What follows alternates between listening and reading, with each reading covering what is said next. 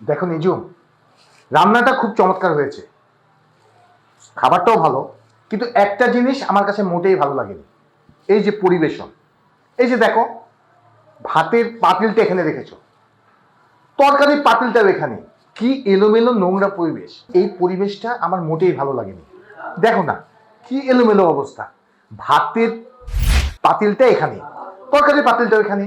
এখন যদি বাহিরের কোনো গেস্ট এসে যদি দেখে, আমার প্রেস্টিজ থাকবে? আর তাছাড়া হবেই না বা কেন? তুমি যে ফ্যামিলির থেকে উঠে এসেছো, তুমি কি এই ফ্যামিলি বিলং করো? মোটেই করো না। শোনো রানী, আমি তোমার ঘরে কাজের লোক হওয়ার জন্য আসি নাই। আর তোমার ঘরে যে কোমরে কাপড় গুঁজে তারপরে সংসার করব, সব গুছিয়ে রাখবো, এমনটা যদি চিন্তা করে থাকো তাহলে তুমি এখনো ভুলে আছো। ভুল থেকে বের হও। হ্যাঁ, তুমি ঠিকই বলেছ, আমি সত্যিই ভুলে আছি। আর আমি যদি ভুলে না থাকি, তাহলে তোমার মতো গে ও আনকালচার একটা মেয়েকে আমি বিয়ে করি, যে কিনা কোনো কালচারই বোঝে না। কি অবস্থা করে রেখেছো। দেখো নিজুম, আমি তোমাকে ভালো মতন বলছি, নিজেকে একটু গুছাতে শেখো, আর আমার বাসার পরিবেশটাও একটু গুছিয়ে রাখো। তা নাহলে কিন্তু তোমার সাথে আমি মোটেই সংসার করতে পারবো না। শাট ইওর মাউথ। আমি যতটুকু করি ততটুকুই করব, তার থেকে বেশিও করতে পারবো না, কমও না। আমাকে রাখার হলে রাখো, না রাখার হলে ডিভোর্স দিয়ে দাও। I have a no care, okay? হ্যাঁ, তুমি তো সেটাই চাচ্ছ, আমি বুঝতে পারছি। তুমিও ডিভোর্স চাচ্ছ।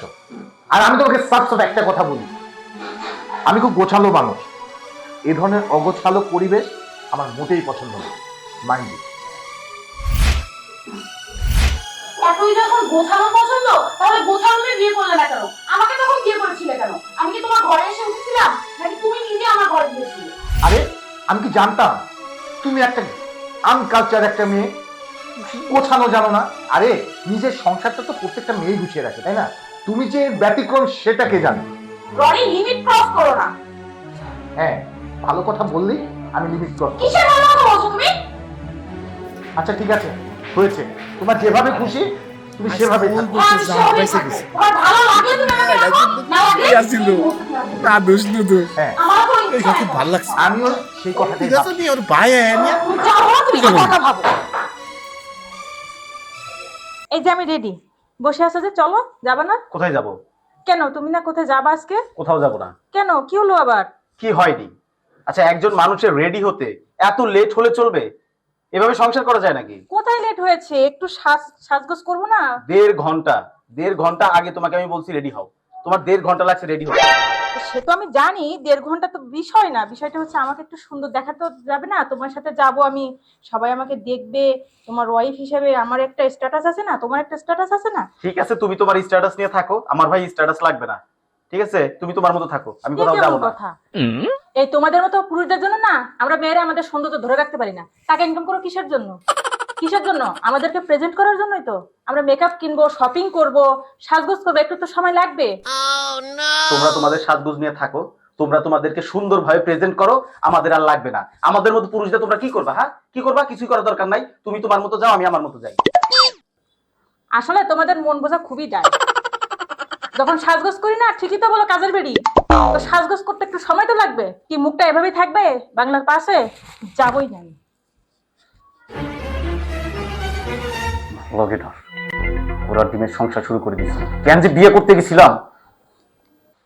আমাদের ঘর, আমাদের সংসার, যেমনি ইচ্ছা তেমনি থাকবো। সারাদিন খালি এইটা ওইটা ওইটা, এইটা গুছাও ওইটা গুছাও, এগুলো কি? তোমার দেবরের স্বভাব কি কোনোদিন ভালো হবে না? বুঝো, তুমি ভুলে যাচ্ছ তুমি এই বাড়ির বউ। এই বাড়ির একটা মান সম্মান আছে, আর কি করে বড়দের সম্মান করতে হয় তুমি সেটাও জানো না। তুমি তোমার নিজের বরকেও সম্মান করো না, এ বাড়ির কাউকে সম্মান করো না। তুমি একদম অগোছানো থাকো।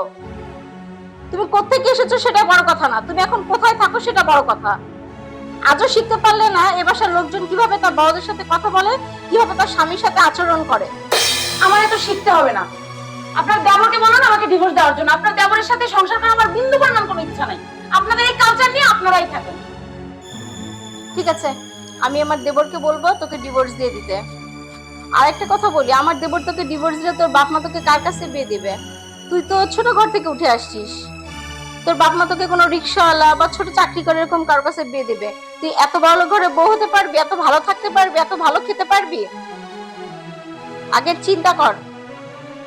যেখান থেকে যাওয়ার পর তোর কি অবস্থা হবে। তুমি ঠিকই বলেছো ভাবি, আসলে আমি এত গভীরভাবে কখনো চিন্তা করি নাই। রাগের মাথায় আমি অনেক কিছু বলে ফেলেছি, অনেক কিছু মানে চিন্তা না করে অনেক ডিসিশন নিয়ে ফেলছি। রাগের মাথায় ডিসিশন নিলে আসলে কোনোটাই ঠিক হয় না। আমি আমার নিজেকে শুধরানোর ট্রাই করবো। আচ্ছা ঠিক আছে, যা। ঠিক আছে, থাকো তুমি। হ্যাঁ, যাবো না আমি, গেলাম না আমি ঘুরতে, যাবো না আমি, যাবো না আমি, কোথাও যাবো না। আপনারা শাড়ি পরতে বলবেন না, সাজুগুজু করতে বলবেন না। তোর আবার কি হলো? কি হয়নি বলেন? আপনার দেবরের সাথে একটু ঘুরতে যাব, ভালো কথা। তো আমি একটু সাজুগুজু করবো না, আমার একটু সময় লাগবে না, তাতে তার সমস্যা। রেগে মেগে চলে গেল, আমি আর কোথাও যাবো না। আপনারা আমাকে আর সাজুগুজু করতে বলবেন না। আমি কাজে রেডি হয়ে থাকবো সবসময় এই বাড়িতে, কেন পড়ে থাকবো। শোন ছোট, সময়ের মূল্য বোঝ। তুই সাজুগুজু করতে এত সময় নেস যে ওর কোথাও যাওয়ার ইচ্ছাটাই নষ্ট হয়ে যায়। মানুষের 10 মিনিট লাগতে পারে, 15 মিনিট লাগতে পারে, সেখানে তোর 1 থেকে 1.5 ঘন্টা লাগে। আমরা তো সাজগোজ করে বেরোই, কই আমাদের তো 1-1.5 ঘন্টা লাগে না? আমরা আমাদের স্বামীর সাথে সাজগোজ করে বেরোই, এত সময় লাগে না আমাদের। আসলে ভাবি আমি অনেক সময় নষ্ট করে ফেলি। আমি না মেকআপ করে বসলে বুঝতে পারি না কখন 2 ঘন্টা চলে যায়। আর আপনার দেবর খুব রাগ করে, পরে আমাদের প্ল্যান সব শেষ হয়ে গেছে। মানিক কোথায়? তো রাগ করে ঘরে বসে আছে। যা মানিকের কাছে যা, গিয়ে তোরা দুজন আবার ঘুরতে বেরো। হ্যাঁ, তুমি আমাদের জন্য দোয়া করো, ও যেন আচ্ছা। রাগ না করে। আচ্ছা, ঘুরতে গেলাম। আমার জীবনটাও পার হচ্ছে, এই সংসারের এই ঝামেলা ওই ঝামেলা, এই সমস্যা ওই সমস্যা, আর আমার নিজের সমস্যা আমি কাকে বলবো? এমনই এক লোকের সংসার করি যে লোক কোনোদিন আমার দিকে ফিরেই তাকায় নাই, আর আমার সমস্যা আমি কাউকেই বলতে পারি না।